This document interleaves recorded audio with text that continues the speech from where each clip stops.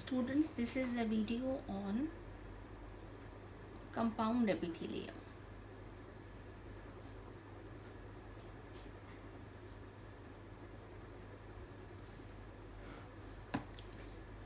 Basically, in compound epithelium, we have a basement membrane. It is always there below the epithelium, and there are many layers of cells. When you have one layer of cell, it is called simple epithelium, and when you have many layers of cells and only the basal layer is resting on the basement membrane, it is called as compound epithelium, right? Compound epithelium we can classify in two categories, as stratified and transitional.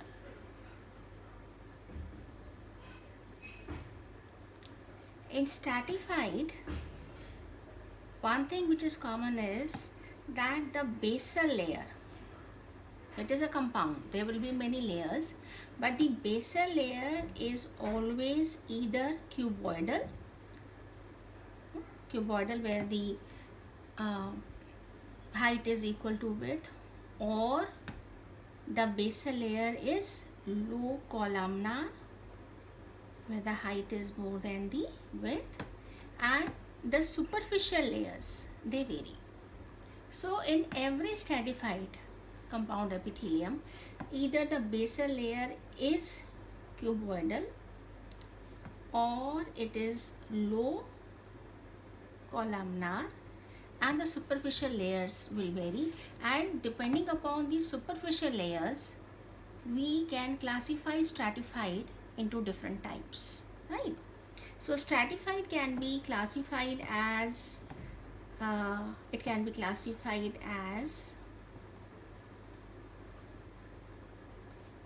stratified squamous, stratified cuboidal, and stratified columnar, right? So basal layer will remain the same, the superficial layers will vary, and based on the shape of superficial layers, the stratified can be squamous, cuboidal, or columnar, right? So first we'll talk about the stratified cuboidal. So in stratified cuboidal क्या होगा, जो basal layer होगी सबसे नीचे वाली, that will be as usual, either it is cuboidal or it is low columnar, right? And the superficial layers will be cuboidal. ये जो ऊपर की layers हैं ये cuboidal होंगी हमेशा. तो जो नीचे वाली लेयर है वो तो क्यूबॉइडल भी हो सकती है या वो लो कोलमनार भी हो सकती है, लेकिन ऊपर वाली जो लेयर है, क्योंकि ये स्ट्रैटिफाइड क्यूबॉइडल है, तो ऊपर वाली जो लेयर्स हैं वो हमेशा क्या होंगी, क्यूबॉइडल होंगी. This type of tissue is called stratified. Layered है, बेसल लेयर इज क्यूबॉइडल और लो कोलमनार, और ऊपर की जो लेयर्स हैं वो हमेशा क्यूबॉइडल होंगी. ये आपको कहाँ मिलेगा, in the lining of large salivary ducts and large pancreatic ducts. इससे पहले हमने सिंपल क्यूबॉइडल किया था जहाँ पर बेसल मेम्ब्रेन के ऊपर एक सिंगल लेयर थी, वो आपको छोटी सलाइवरी डक्ट्स में और छोटी पैनक्रियाटिक डक्ट्स की लाइनिंग में मिलेगा, और जो बड़ी डक्ट्स हैं वहाँ पर आपको स्ट्रैटिफाइड क्यूबॉइडल मिलेगा. सो यहाँ पर if you look at this diagram, यहाँ पे जो बेसल लेयर है यहाँ पर मैंने क्यूबॉइडल ही बनाई है, इट कैन बी क्यूबॉइडल और लो कोलमनार, और जो सुपरफिशियल लेयर होंगी वो क्यूबॉइडल होंगी. This type of tissue is called stratified cuboidal. Stratified cuboidal के बाद we have stratified squamous. So as usual क्या होगा कि जो बेसल लेयर होगी वो तो होगी क्यूबॉइडल या लो कॉलमनार. वैसे मैं लो कॉलमनार बना रही हूँ. ये मेरी है बेसल लेयर, इसको मैं बोलूँगी deepest layer which is resting on the basement membrane. और इसके बाद कुछ डीपर लेयर्स, नो, ये पॉलीगोनल है, दीज आर पॉलीगोनल। और इसके ऊपर जो सुपरफिशियल, ये डीपर लेयर्स है, और जो सुपरफिशियल लेयर्स है ना, क्योंकि ये स्ट्रैटिफाइड स्क्वैमस है तो वो मेरे को स्क्वैमस मिलेगी। सो नाम जो है वो हमेशा सुपरफिशियल लेयर्स के ऊपर जाएगा। ये स्ट्रैटिफाइड स्क्वैमस है, नीचे वाली सेम रहेगी, ऊपर वाली वेरी करेंगी। तो यहाँ पे we have deepest layer, then deeper layers and then the superficial layer जो कि स्क्वैमस होगी। अब ये जो स्क्वैमस सेल्स हैं, आप देखो ये फ्लैट सेल्स हैं, squamous cells, spindle shape cells हैं। अगर ये जो स्क्वैमस सेल्स है ये डेड है, डेड मैंने इनमें न्यूक्लियस नहीं है, दे आर डेड, इनमें न्यूक्लियस नहीं है, and they have a deposition of a protein which is called keratin. तो हम इसको बोलेंगे दी केराटिनाइज्ड, ये मेरा हो जाएगा केराटिनाइज्ड स्ट्रैटिफाइड स्क्वैमस। तो अगर मेरी ये सेल्स डेड हैं, स्क्वैमस सेल्स, तो ये केराटिनाइज्ड है और यहाँ पर केराटिन की डिपोजिशन है। केराटिन जो है दिस इज अ प्रोटीन। ये स्ट्रैटिफाइड स्क्वैमस मुझे कहाँ मिलेगा? स्ट्रैटिफाइड स्क्वैमस केराटिनाइज्ड ये मुझे मिलेगा एपिडर्मिस में। आपको मालूम है स्किन में नीचे डर्मिस है, ऊपर एपिडर्मिस है, और एपिडर्मिस एपिथेलियल टिश्यू का बना हुआ है, और ये एपिडर्मिस जो है ये केराटिनाइज्ड है। This is the structure of your epidermis. और क्योंकि ये केराटिनाइज्ड स्क्वैमस सेल्स हैं, इसकी वजह से जो मेरा एपिडर्मिस है, no, it is impervious to water. Impervious to water का मतलब है कि जो अंडरलाइन सेल्स हैं एपिडर्मिस के नीचे, वहाँ से वाटर लॉस नहीं हो सकता, आपकी स्किन से पानी जो है वो बाहर नहीं जा सकता। Then it makes your epidermis resistant to mechanical stresses. आप अपनी स्किन को जो है आप ऊपर से मैकेनिकली स्ट्रेस करो तो आपकी स्किन डैमेज नहीं होगी। इट इज़ ओनली क्योंकि हमारा जो एपिडर्मिस है वो डेड केराटिनाइज्ड स्ट्रैटिफाइड स्क्वैमस है। तो इसलिए जो है ये जो फीचर है कि जो स्ट्रैटिफाइड स्क्वैमस जो है वो डेड और केराटिनाइज्ड है, it makes your skin impermeable or impervious to water. The water cannot be lost from the underlying cells. It makes your epidermis resistant to the stresses. अगर आप mechanically stress करो epidermis को, it is not going to be damaged, and it makes your epidermis a barrier to pathogens. Pathogens जो हैं वो epidermis को penetrate करके अंदर नहीं जा सकते आपकी बॉडी टिश्यूज़ में। It makes the epidermis barrier to pathogen and chemical agents. So जो केमिकल्स हैं वो आपकी स्किन को पेनिट्रेट नहीं कर सकते, जो है पैथोजेंस पेनिट्रेट नहीं कर सकते इनसे, जो है स्किन में से मैकेनिकल स्ट्रेसेस जो हैं वो आपके स्किन को डैमेज नहीं कर सकते, and the water can not be lost from underlying tissue. It is only क्योंकि हमारा जो एपिडर्मिस है it is made up of stratified keratinised squamous epithelium. तो ऊपर के जो सेल्स हैं वो बिल्कुल डेड सेल्स हैं, राइट। और जब हमें डेंड्रफ भी होती है, आप देखते हैं वाइट वाइट जो चीज़ें झड़ती हैं वो हमारे डेड स्क्वैमस सेल्स हैं। सो ये जो स्ट्रैटिफाइड स्क्वैमस है इसकी वजह से आपकी जो स्किन की एपिडर्मिस है it is a barrier to pathogen. Pathogens cannot penetrate, chemicals cannot penetrate, and the underlying cells cannot lose water. यहाँ से पानी नहीं निकलेगा, and mechanical stresses जो है they cannot damage your epidermis, right? This is stratified squamous keratinized. और अगर मान लीजिए कि ये जो stratified squamous है, यहाँ पे सबसे नीचे आपको जो है कोलमनार मिलेगा, और as usual low columnar, cuboidal, and then you have polygonal cells, deeper layers, और ऊपर जो है अगर स्क्वैमस सेल्स हैं तो ये है तो स्ट्रैटिफाइड स्क्वैमस ही, लेकिन अगर स्क्वैमस सेल्स जो हैं वो लिविंग हैं, न्यूक्लिएटेड हैं, and they do not have keratin. ऐसा भी हो सकता है. Then this is called as, this is non keratinised stratified squamous, right. लेकिन ये वाला जो है, दोनों में डिफरेंस है. यहाँ पे जो सेल्स है वो डेड सेल्स हैं, यहाँ पे जो डेड सेल्स हैं वो लिविंग सेल्स हैं. ये केराटिनाइज्ड स्ट्रैटिफाइड है, ये नॉन केराटिनाइज्ड है. और नॉन केराटिनाइज्ड जो है, it can not prevent the loss of water from the underlying tissues. तो अंडरलाइंग टिश्यूज से जो वाटर है it can be lost. Number 2, ये जो है it can only give moderate protection to the underlying tissues. ये जो है आपके अंडरलाइंग टिश्यूज को अच्छी तरह से प्रोटेक्ट करता है, राइट. और अंडरलाइंग जो टिश्यूज है वहाँ से पानी का लॉस भी नहीं होगा. But this can only give moderate protection to the underlying tissues and it can not prevent the loss of water from the underlying tissues. तो अंडरलाइंग टिश्यूज से जो है वो पानी का लॉस भी हो सकता है और ये मॉडरेट प्रोटेक्शन देगा to the underlying tissues.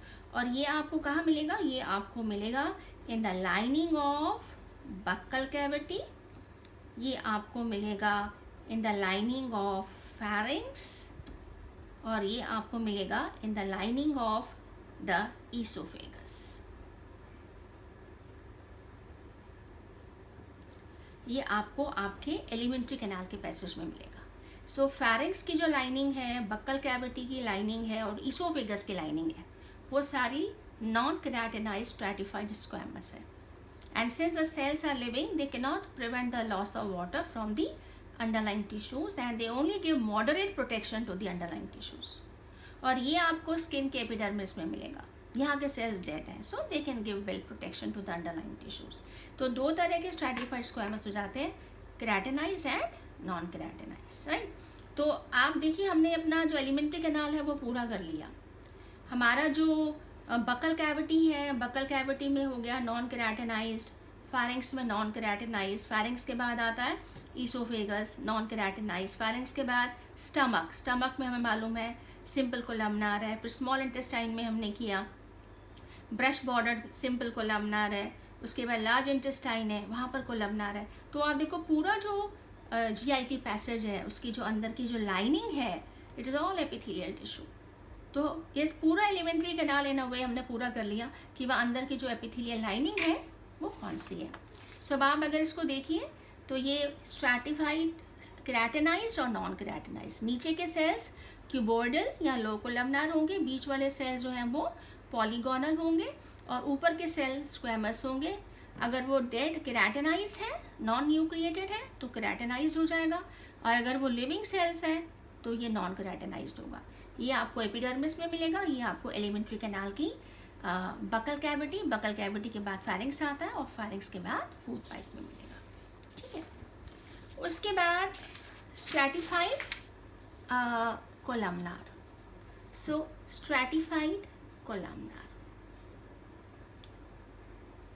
Stratified columnar में भी जो बेसल लेयर होगी क्यूबॉइडल या लो कोलमनार हो सकती है. ऑफनली जो है ये लो कोलमनार होगी. और सुपरफिशियल लेयर्स भी जो है वो कोलमनार होगी. तो ये सारा ही कोलमनार होता है. This is stratified columnar, right. तो बेसल लेयर इज कोलमनार, ये थोड़ा लो कोलमनार होगा, और ऊपर वाला भी जो है वो सारा कोलमनार होगा. ये स्ट्रैटिफाइड कोलमनार है. तो जब हमारी सुपरफिशियल लेयर्स के ऊपर हम इसको जो है वो नाम देते हैं. स्ट्रैटिफाइड कोलमनार आपको कहाँ मिलता है? आपको मिलता है यूरेथ्रा में. यूरिनरी ट्रैक्ट में यूरेथ्रा आता है, यूरिनरी ब्लैडर के बाद मेल फीमेल यूरेथ्रा में मिलेगा. और अगर मान लीजिए ये जो सबसे ऊपर वाले सेल्स हैं, अगर ये मेरा स्ट्रैटिफाइड कोलमनार है जहाँ पर मेरे सारे कोलमनार सेल्स हैं, नीचे वाले भी कोलमनार हैं, ऊपर वाले भी मेरे कोलमनार हैं, और जो सबसे ऊपर वाले सेल्स हैं दे हैव फ्री सीलिया. तो ये मेरा सीलिएटेड स्ट्रैटिफाइड कोलमनार है. ये मुझे मिलेगा, सीलिया आपको मालूम है रेस्पिरेटरी पैसेज में बहुत होता है, तो ये मुझे मिलेगा लैरिंक्स में. तो आप देखिए ना, वे हमने रेस्पिरेटरी पैसेज भी कर लिया. रेस्पिरेटरी पैसेज में अगर मैं ट्रेस करूं रेस्पिरेटरी पैसेज में, तो हमारा जो है नॉस्ट्रिल्स है. नॉस्ट्रिल्स से कहाँ एयर जाती है? नॉस्ट्रल से जाती है नेज़ल कैविटी, नेज़ल कैविटी से जाती है फेरिंग्स, फेरिंग्स से जाती है लैरिंग्स, लैरिंग्स से जाती है ट्रेकिया, ट्रेकिया से जाती है लार्ज ब्रोंकस, लार्ज ब्रोंकस से जाती है small bronchus, right, small bronchus से जाती है ब्रोंकियोल्स, ब्रोंकियोल से जाती है एल्वियोलस, राइट। सो नॉस्ट्रल के बाद नेज़ल कैविटी, नेज़ल कैविटी में सीडोस्ट्रेटिफाइड है, ये हमने उस दिन पढ़ा था, सिंपल है। देन फेरिंग्स में अभी हमने बात किया, फेरिंग्स के अंदर we have non keratinised, non keratinised stratified squamous. Larynx में हमने कहा है हमारा सीलिएटेड स्ट्रेटिफाइड कोलमनार। ट्रेकिया में हमने उस दिन पढ़ा था सीडोस्ट्रेटिफाइड, ये सिंपल एपिथेलियल टिश्यू है। लार्ज ब्रोंकाई में भी सीडोस्ट्रेटिफाइड है, स्मॉल ब्रोंकाई के अंदर सीलिएटेड है, ये सिंपल एपिथेलियम है। ब्रोंकियोल्स के अंदर भी सीलिएटेड एपिथेलियम है और एल्वियोलस के अंदर स्क्वेमस एपिथेलियम है। आप देखो पूरा का पूरा रेस्पिरेटरी पैसेज हमने देख लिया कि कौन कौन सा एपिथेलियम जो है वो किस किस पार्ट में होगा। सो ये स्ट्रेटिफाइड कोलमनार, तो यहाँ पर मैंने ये स्ट्रेटिफाइड कोलमनार बना रखा है जहाँ पे सारे सेल्स क्या हैं, कोलमनार सेल्स हैं। एंड देन ये स्ट्रेटिफाइड और उसके बाद हमारा बच जाता है ट्रांजिशनल।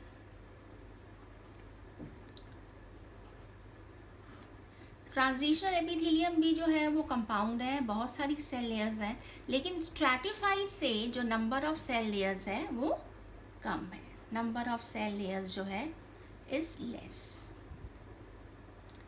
ट्रांजिशनल एपिथेलियम आपको कहाँ मिलता है, यूरिनरी पैसेज में, ये आपको मिलता है यूरिनरी ब्लैडर में। ट्रांजिशनल एपिथेलियम की सबसे इम्पॉर्टेंट चीज़ ये है कि जो सेल्स हैं वो फ्लेक्सिबल है, they can change their shape, right, क्योंकि urinary bladder is the organ that undergoes distension and contraction. जैसे जैसे यूरिनरी ब्लैडर में यूरिन भरता है, जो ब्लैडर है इट अंडरगोज डिस्टेंशन, और उसके बाद when the urine is to be expelled it contracts. तो ये जो प्रॉपर्टी है कि ये डिस्टेंड होता है फिर कॉन्ट्रैक्ट होता है, this distension and contraction is because of transitional epithelium. तो यूरिनरी ब्लैडर की जो अंदर की लाइनिंग है वो ट्रांजिशनल एपिथेलियम की लाइनिंग है, जहाँ के सेल्स जो हैं वो फ्लेक्सिबल है and they allow the distension and contraction of the organ because they are flexible. तो जैसे जैसे यूरिनरी ब्लैडर के अंदर यूरिन भरता जाएगा वैसे वैसे यूरिनरी ब्लैडर डिस्टेंड होता जाएगा, नो।